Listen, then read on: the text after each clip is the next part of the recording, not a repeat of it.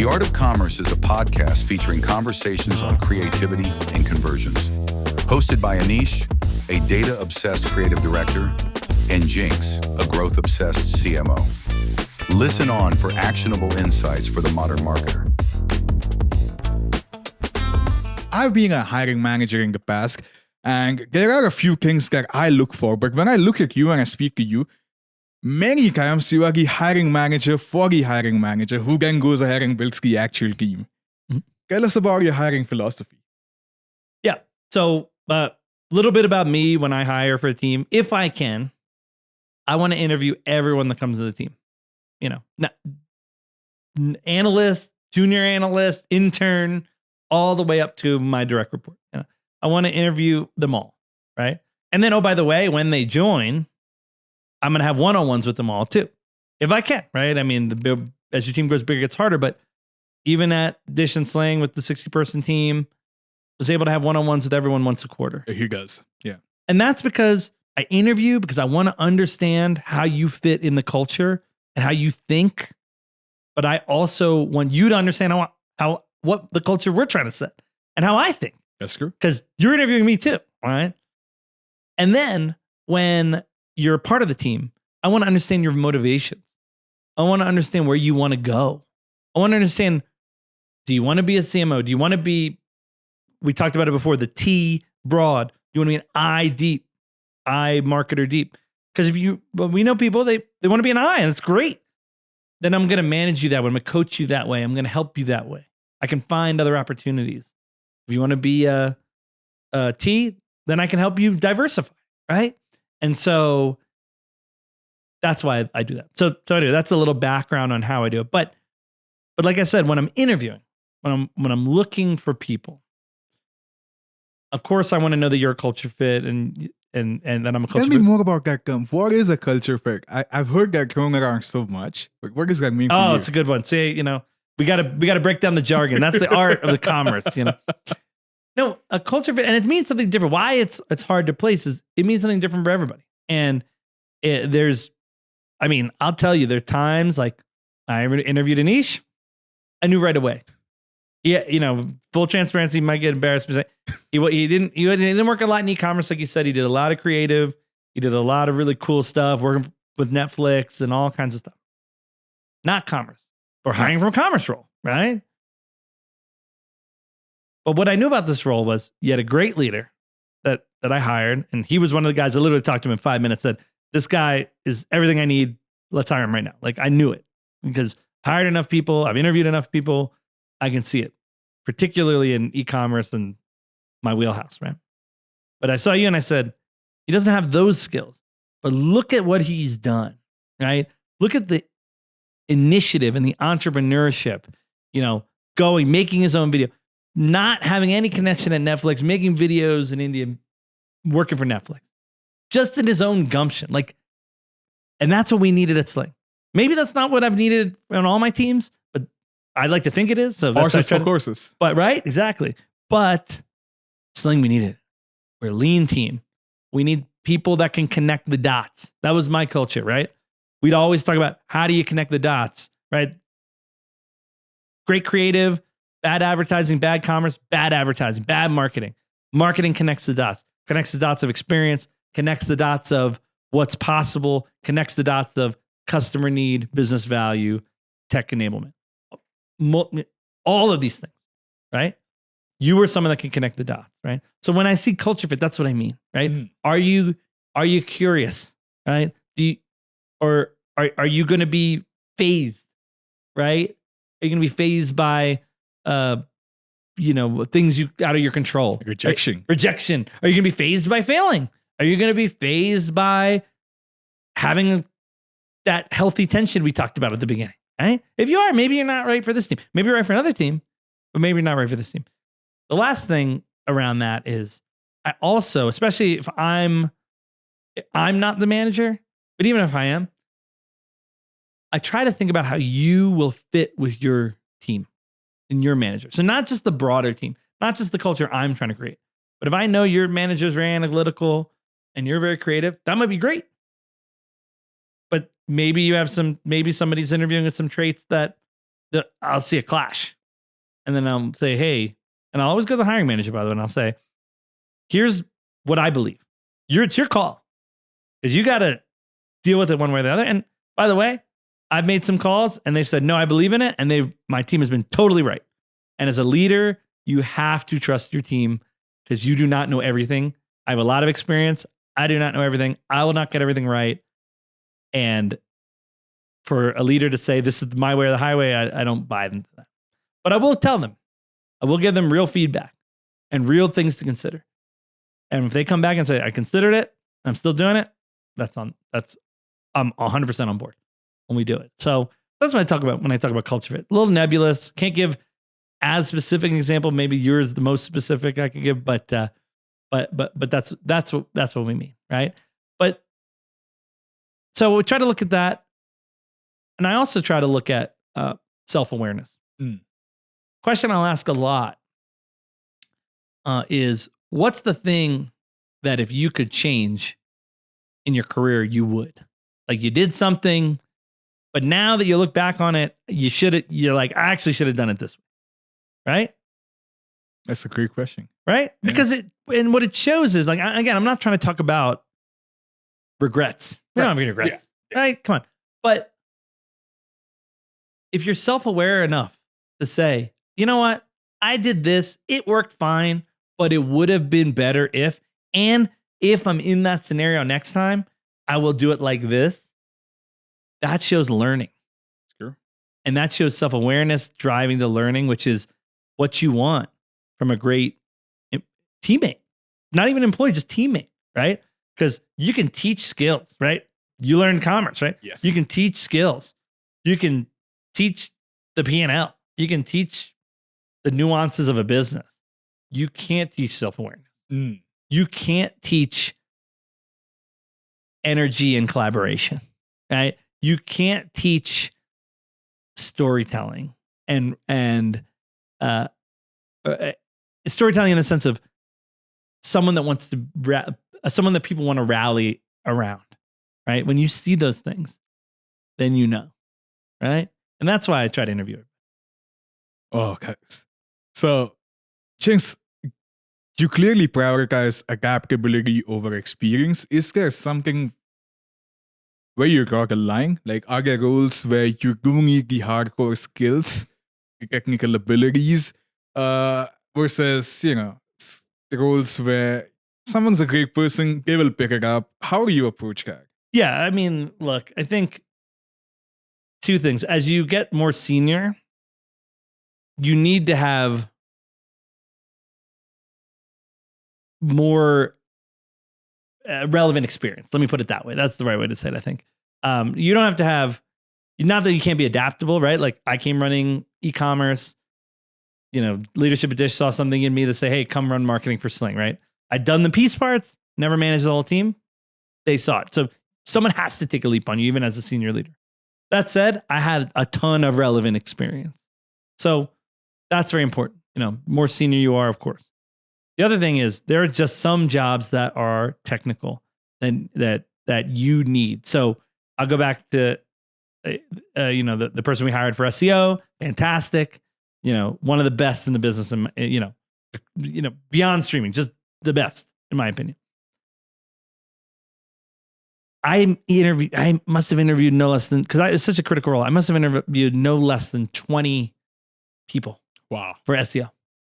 And I cannot tell you how many people came to those interviews that could not talk about technical SEO. In fact, I'll remember it. I don't remember who it was, so apologies if it was you. But someone told me, I said, well, what's your philosophy on SEO? Like, how do you, they said, well, it's a feeling. They told me SEO was a feeling. I was like, no, it's not. It is absolutely not a feeling. In fact, it's the opposite of a feeling, right? It's how you've managed the content and the technical aspects to basically juke the algorithm, right? Yeah. That's not a feeling, right? But somebody literally said that. And so when you see that, this is not it. This is not it. They don't have the technical skills. They're trying, and I know they want a job, and I feel for that, and I'm I support that want, but this is not the job for them. And so That's how you have to balance adaptability with experience and skill set to really create a high performing team. Well said. Jinx, in a lot of marketing, we rely on data, right? And same with hiring for teams as well.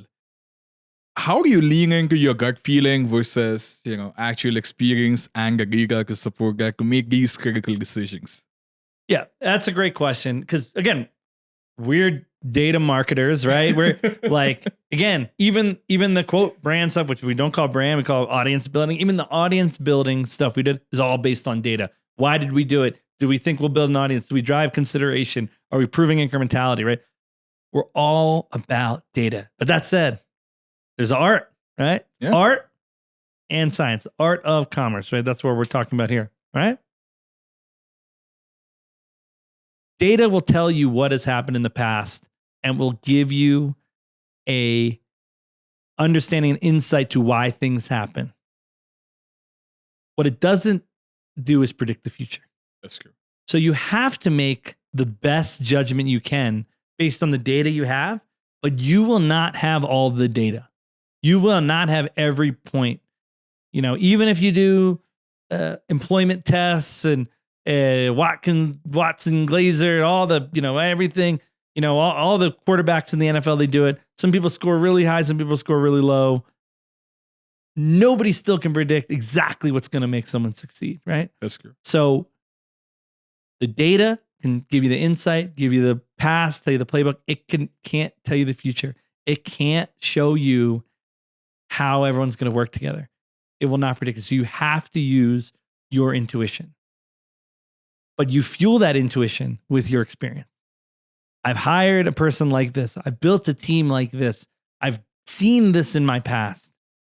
So when I get to that ability to hire, that ability to build a team, here's how I'm going to build that team. Here's who I'm going to hire. Here's why. And you might make a mistake. But remember, that mistake is always correctable, right? And that's not to say you have to get rid of them. Maybe they're just the wrong fit on that team. And you move people around. You reorganize. You restructure, right? You motivate differently, right? You have to be self-reflective of your leadership style too, and your organization as well. But data only gets you halfway there. You have to have intuition. The only way you have intuition is from experiencing and doing and leading and hiring.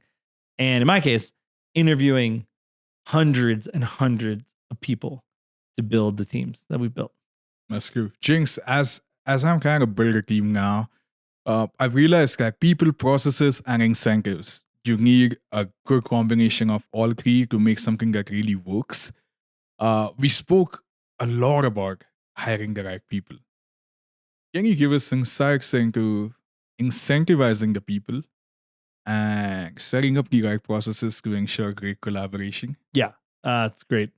So for incentivization, a lot of people ask me this, and my directs would ask me this as they're motivating their teams. And, a lot of times, two fallacies of incentivization. One, people think just money, right? Which is great. The money, great. That's easy. Yeah. Maybe not easy, but, it's one-to-one, right? You do it, it happens. Okay, great. But money isn't always the thing that really incentivizes somebody, right? So we'll get to that in a second, but money's one fallacy. The second is that your employee wants to be incentivized the way you want to be incentivized. And that's the bigger, more prevalent problem. For example, if I'm highly incentivized by FaceTime with the CEO, then I might believe my employee is highly incentivized by FaceTime with the CEO. But maybe they're not. Maybe they're incentivized by learning, continuous learning and training.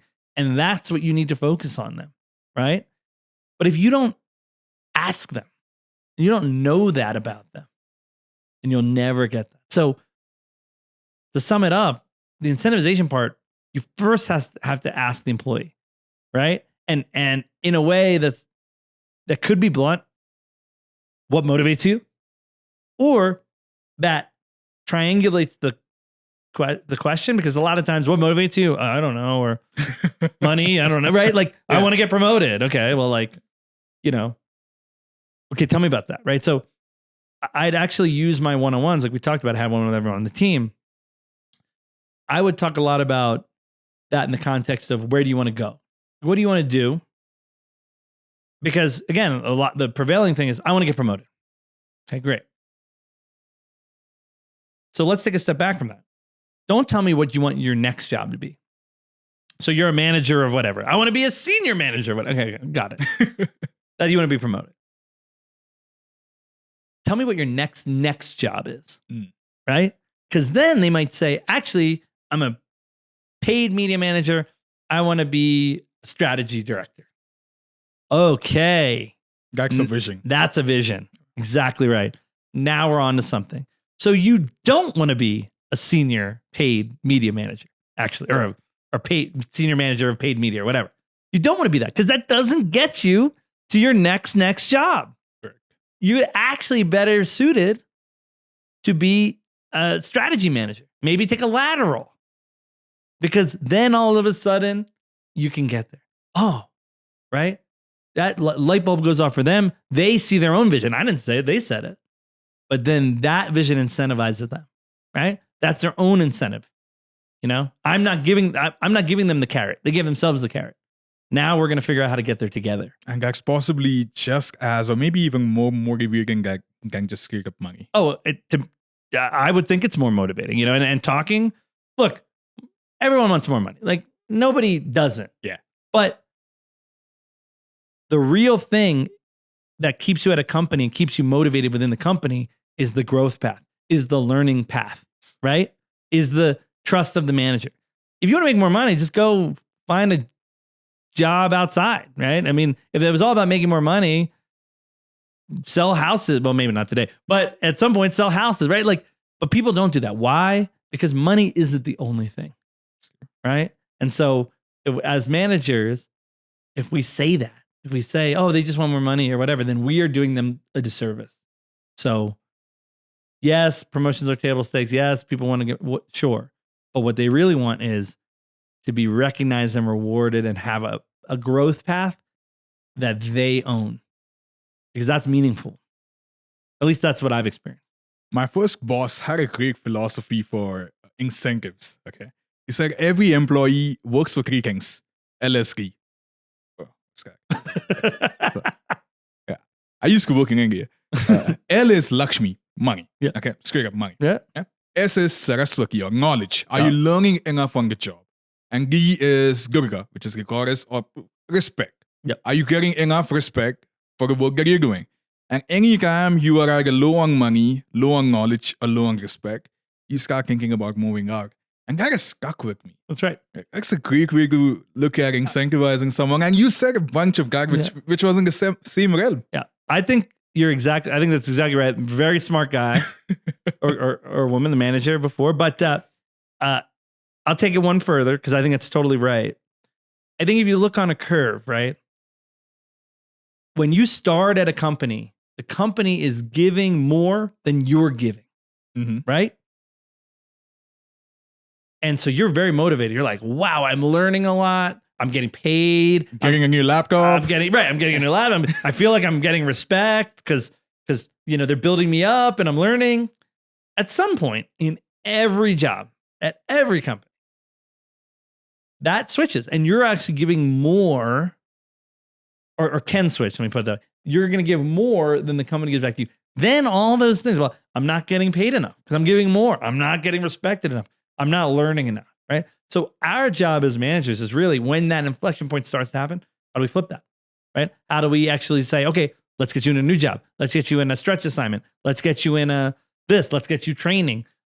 Whatever the motivation thing that's going to be for this employee, let's do that. And that's the reason why I think it's so important to have one-on-ones, for you to have a connection, and for the manager really to dig deep on what the incentive is and not just fall back to, they want more money or get promoted. Because when that flips, you can pay them as much as they want.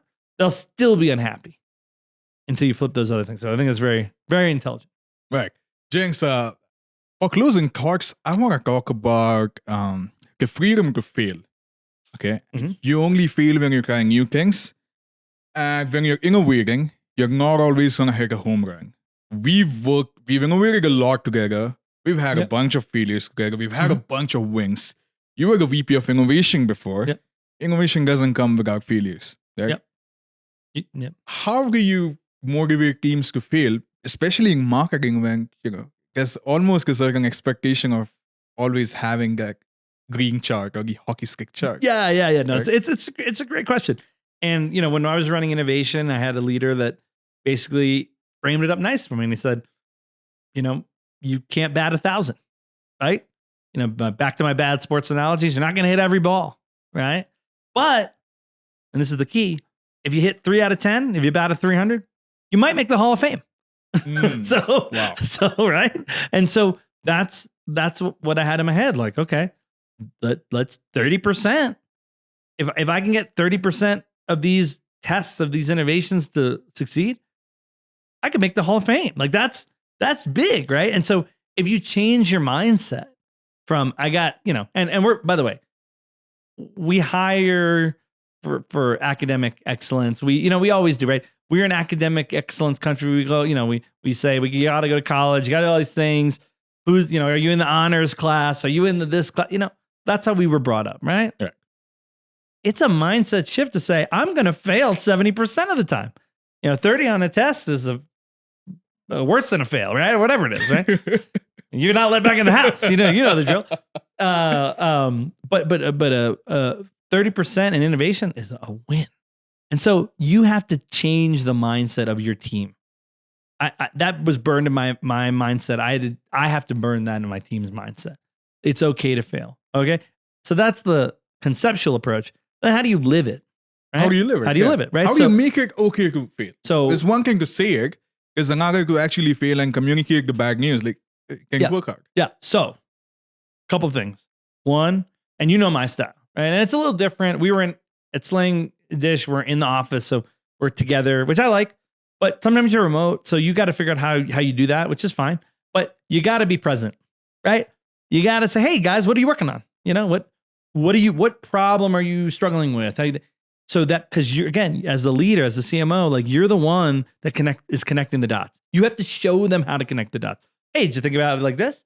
Do you think this might work? What about this? Right? Like, how many times, Anish, did I chat you? Like, well, what about this? Or what about this? And, sometimes you'd be like, that's a bad idea, dude. Like, I don't think we should do that. But sometimes you'd be like, there's something there. Like let's think about it. Okay. So then you give them the kernel, you ideate with them. It's okay to ideate. You don't have to just stay in your lane. You can think broadly. You can connect dots. I'm conveying that to you. I'm the leader of the team. I'm conveying it to you. Now you know. Okay, cool. Then it's key, in my opinion, that I go to you and say, Anish, great, now you have the kernel. How could you use this?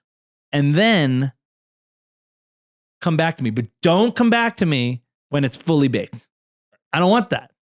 Come back to me when it's half baked. And let's talk about it. Let's ideate on it. Let's discuss it. Let's shape it together. Again, because then you're not failing. We are learning together. Right? That's true. Then you go and you do the idea. And it fails. Oh. Okay, well, what did we learn? Right? Yeah. And because then it's learning. Failure is learning. That's all it is. The more we fail, the more we learn. The more we learn, the better we get. The better we get, the more success we have. Failure is the path to success. That's it. That's such a fantastic insight. You reposition your failures as learnings, which they really are. Yeah. But you focus on the learnings. That's right. Then something that feels. Oh. That's right. And I would say, again, the biggest bummer, I won't call it failure because we don't, is a test or something that you don't have learnings from.